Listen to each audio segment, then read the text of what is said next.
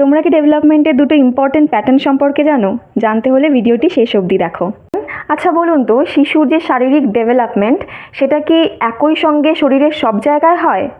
উত্তর হলো একদমই না। ডেভেলপমেন্টের একটি নির্দিষ্ট ডিরেকশন বা প্যাটার্ন আছে। প্রথম প্যাটার্নটি হলো সিফ্যালোকডাল। সিফ্যালোকডাল মানে কি? সিফ্যালো মানে হেড আর কডাল মানে টুওয়ার্ডস দ্য ফিট, অর্থাৎ আমাদের শিশুর যে ডেভেলপমেন্ট সেটা মাথার থেকে পায়ের দিকে যাচ্ছে। ফর এক্সাম্পল, একটি শিশু প্রথমে তার মাথাটা কন্ট্রোল করতে শেখে, তারপর সে বসতে শেখে, তারপর সে আস্তে আস্তে নিজের পায়ে দাঁড়াতে বা হাঁটতে বা দৌড়তে শেখে। তার মানে আমরা কি দেখছি? ডেভেলপমেন্টটা মাথার দিক থেকে পায়ের দিকে যাচ্ছে। এই যে প্যাটার্নটা, এই যে ডিরেকশনটা, এটাকে বলা হয় সিফ্যালোকডাল। এটা ভার্টিক্যাল ডিরেকশন হচ্ছে। তাহলে মনে রাখুন, সিফ্যালোকডাল মানে ভার্টিক্যাল ডিরেকশন। এবার আসছি প্রক্সিমোডিস্টালে।